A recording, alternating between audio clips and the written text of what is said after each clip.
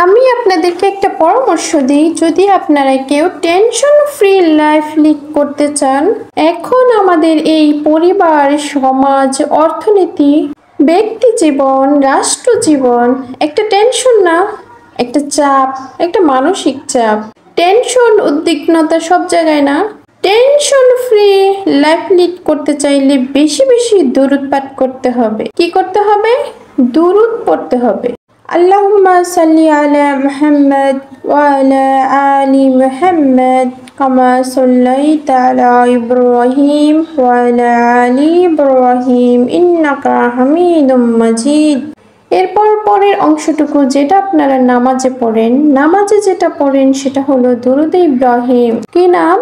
দুরুদ ইব্রাহিম। এই দুরুদটা সবচেয়ে সেরা দুরুদ। এই দুরুদটা একবার পড়লে 10টা নেকি হবে, 10টা গুনাহ মাফ হবে, 10 বার আল্লাহ রহম করবেন, মর্যাদার স্তর 10 গুণ বেড়ে যাবে ইনশাআল্লাহ।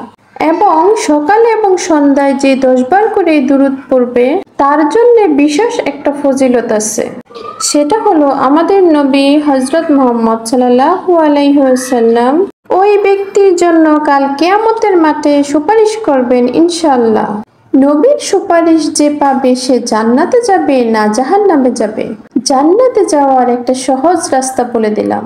নবীর সুন্নত অনুযায়ী জীবনযাপন করবেন এবং সকাল সন্ধ্যায় 10 বার করে দুরূদ পাঠ করবেন। আজকে যারা শুনলেন এই আমলটা সবাই করবেন। ঢাকা শহর ভূমিকম্প প্রবণ এলাকা না?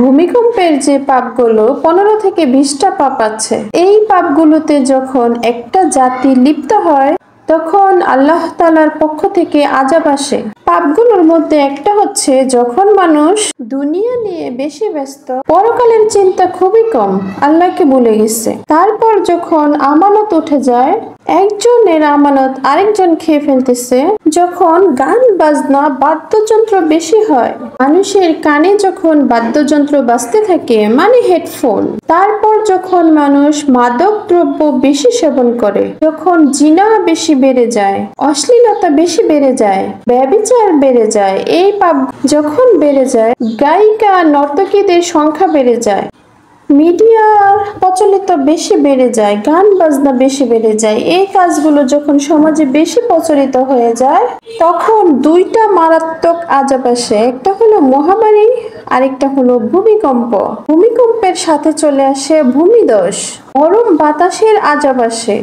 এই আযাবটা এখনো আসে নাই, তবে অনেক গবেষণার পর জানা যাচ্ছে যে আযাবটা অচিরেই আসবে পৃথিবীতে এবং নাসা এটা নিয়ে গবেষণা করছে অলরেডি। সূর্যের মধ্যে অনেক রকম বিক্রিয়া হচ্ছে। নবীজি বলে গেছেন গরম বাতাস ধেয়ে আসবে পৃথিবীতে। এখন আপনারা বলুন এই পাপগুলোতে আমরা কম বেশি লিপ্ত আছি কিনা? শহরগুলোতে এই পাপগুলো বেশি। নবীজি আরো বলে গেছেন রাখাল শ্রেণীর মানুষ, খুব গরিব যারা, পায়ে স্যান্ডেল নাই, এরা উঁচু উঁচু দালান কোঠা তৈরির প্রতিযোগিতা করবেন। আমরা সেই যুগে চলে এসেছি।